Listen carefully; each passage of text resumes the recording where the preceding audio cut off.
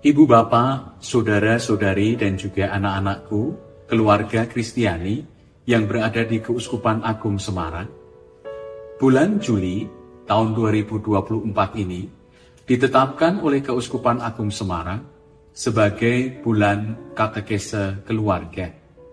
Dan pada minggu yang kedua ini, secara khusus kita ingin mendalami tema di dalam bulan katekese keluarga, yaitu orang tua sebagai pengajar dan juga pewarta iman bagi anak-anak mereka.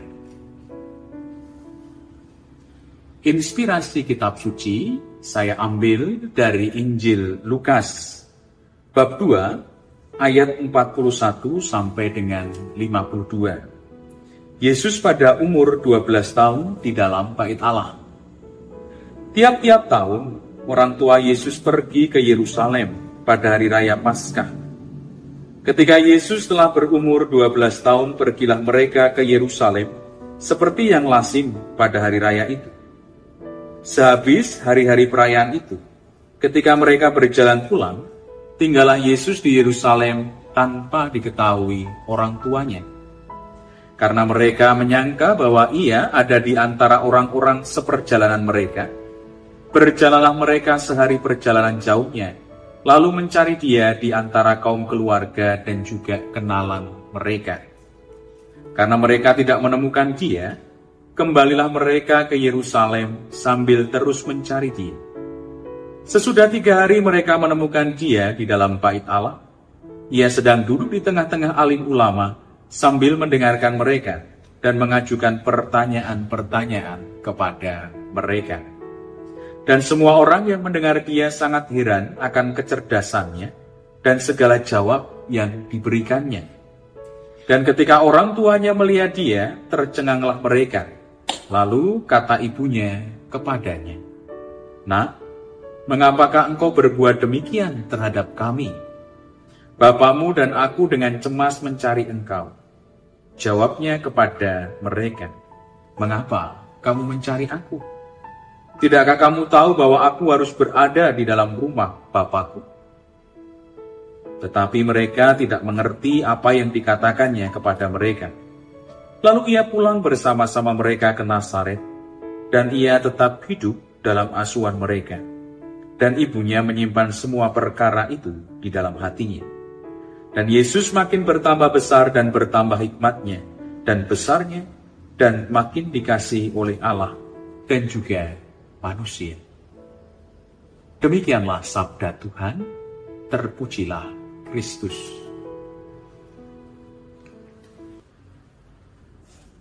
Ya, perkenalkan kami, saya Andi, dan ini istri saya Evi, Nat, dan ini yang kedua Mateo. Kami ingin bercerita sedikit pengalaman kami menjadi orang tua untuk mendidik anak kami sebagai keluarga Katolik.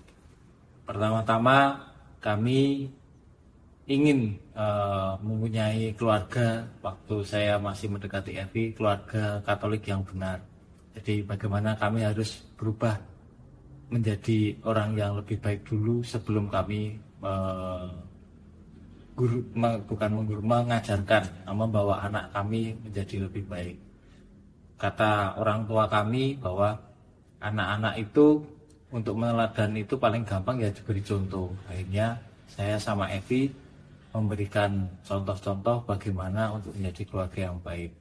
Waktu pertama kami ya setidaknya kami harus aktif dulu di lingkungan, lalu aktif di gereja dan juga di dalam keluarga sendiri.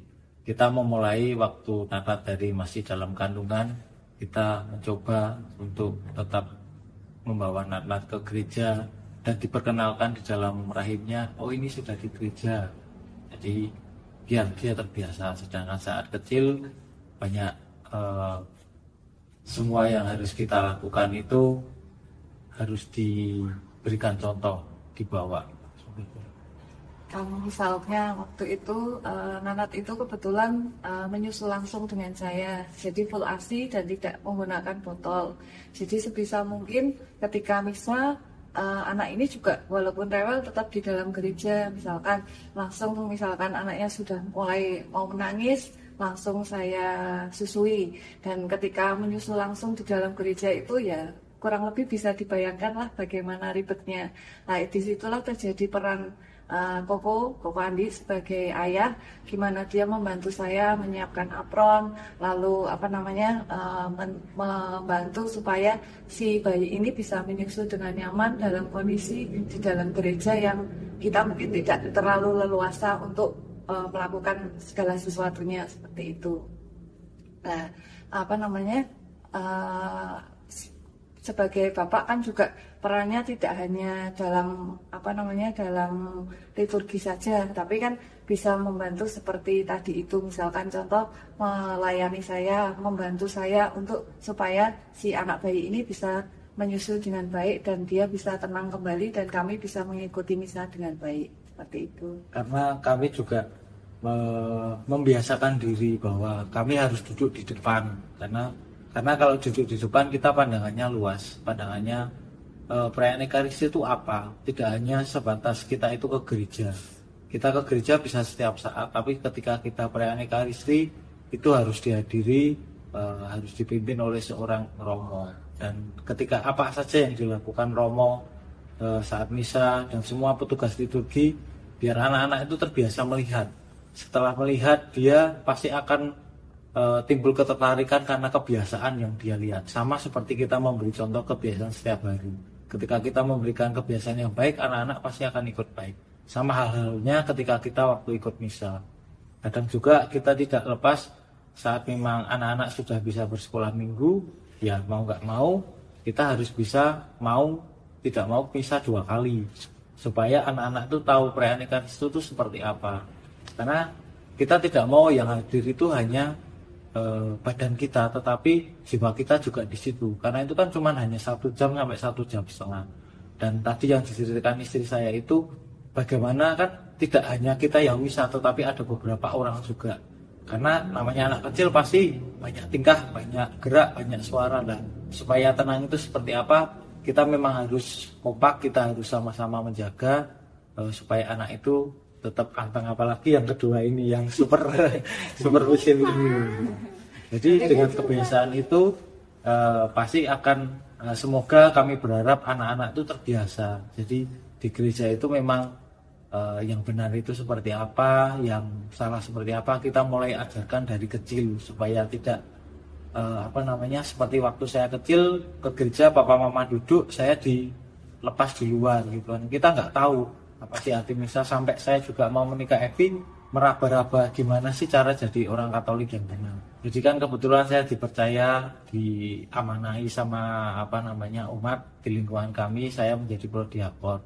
Jadi anak saya juga ketika menjadi prodiakon, kami juga sepakat bahwa saya mau jadi prodiakon, tapi semua keluarga itu harus terlibat. Contohnya ketika pengiriman komuni, kalau saya melakukan pengiriman komuni, kalau saya sendiri kan yang bacain sabda, yang nyiapin mejanya kan nggak lucu gitu kan. Orang-orang juga yang dikirim itu kan supaya merasa, oh ini tuh yang hadir tuh banyak orang, kan lebih klik gitu kan. Nah, jadi anak-anak sama istri itu sudah terbiasa.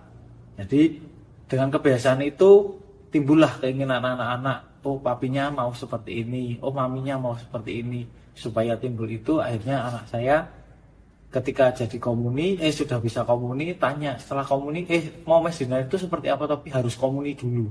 Nah, setelah dia jadi komuni, dia langsung daftar mes dinar.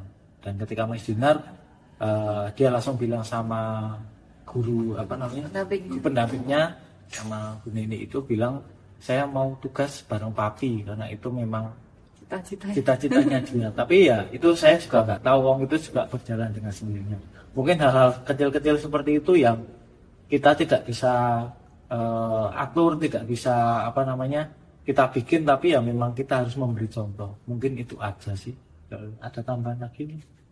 Ya, mungkin tambahan sedikit, karena anak-anak sudah terbiasa untuk mengikuti perayaan Ekaristi. Yang sering saya tekankan pada anak-anak itu adalah perayaan Ekaristi itu adalah suatu kesatuan yang utuh dari awal, dari perayaan doa pembuka hingga sampai akhir berkat penutup dari Romo. Jadi saya selalu menekankan pada anak-anak, ya kalau misa itu harus di dalam gereja, mengikuti dari awal sampai akhir. Bukan misalkan yang sewu sampai tengah-tengah terus kita sudah boleh pulang walaupun kita belum dapat berkat, asal kita sudah dapat komuni. Itu mungkin saya memberikan penjelasan kepada anak-anak kenapa harus utuh seperti itu. Karena juga kan misa ibaratnya misa mingguan kita hanya 1 jam dalam 1 minggu, dalam waktu 24 jam kali 7 hari kita dalam seminggu. Mungkin seperti itu. Dan juga mempersiapkannya kan kita juga harus datang setidaknya setengah jam itu harus sudah sampai gereja supaya kita tahu persiapan Ekaris itu tidak hanya duduk melihat depan, tapi kita harus menenangkan hati kita. Kan Romo juga bilang waktu membuka Tuhan bersamamu. Jadi kita harus benar-benar mengosongkan diri pikiran kita untuk siap-siap Ekaristi itu. Jadi dengan contoh-contoh liturgi itu sedikit demi sedikit nanti aktif di lingkungan. Mungkin anak-anak kami kalau mau jadi romo ya monggo, kalau mau jadi suster ya monggo. Setidaknya kita mempersiapkan jembatan bekal untuk mereka menjadi orang Kristiani yang baik, tidak hanya sebagai KTP orang Katolik, tapi dia juga bisa menjadi penerus. Setidaknya umat Katolik di kehidupan mendatang tidak berkurang, tapi bahkan bisa tambah. Jadi saya membekali anak-anak saya seperti itu, dan semoga mereka juga bisa membuat jembatan sendiri di keluarga mereka untuk menjadi kehidupan yang kekal kelaknya. Seperti itu dari kami, semoga bisa membantu sharing kami ini menjadi inspirasi bagi keluarga-keluarga yang ingin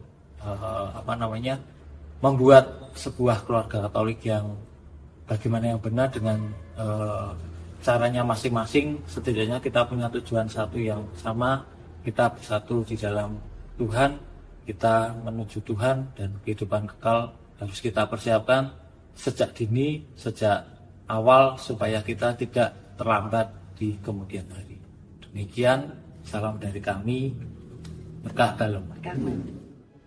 Ibu bapak dan juga anak-anakku keluarga Kristiani, mari kita akhiri bulan katekese keluarga di minggu kedua ini dengan doa seruan kepada keluarga kudus. Yesus, Maria, Yusuf, terangilah kami, lindungilah kami, selamatkanlah kami. Yesus, Maria, Yusuf, kepadamu kami serahkan hati, jiwa, dan hidup kami. Yesus, Maria, Yusuf, dampingilah kami dalam sakrat maut kami. Yesus, Maria, Yusuf, semoga jiwa kami beristirahat dengan tentram sertamu. Semoga dalam segala hal terjadilah kehendak Tuhan yang maha adil, yang maha tinggi, dan yang dimuliakan dalam segala abad. Amin. Keluarga kudus, doakanlah kami, dan berkat Allah melimpah atas diri kita dan juga keluarga kita, di dalam nama Bapa dan Putra dan Roh Kudus. Amin.